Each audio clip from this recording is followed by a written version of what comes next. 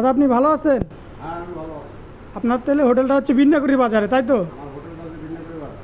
আপনার নামটা জানি কি? আমার নাম হচ্ছে বাবুল সরকার। বাবলু সরকার।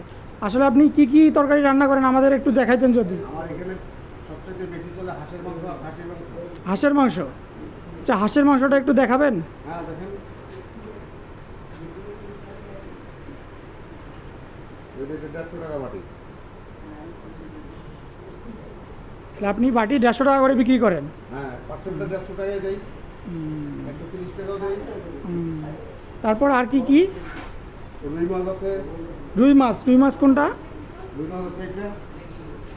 এটা রুই মাছ, তাই তো? হুম। হুম। তারপর আর কি আইটেম আছে? দেশি মুরগি আছে। দেশি মুরগি। হ্যাঁ।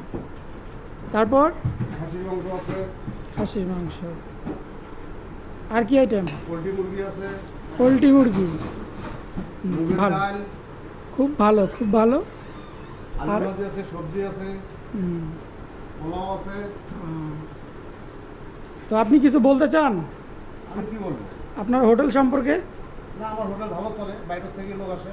হুম, লাভ কম করি, হুম। মানুষকে শান্তি পায়।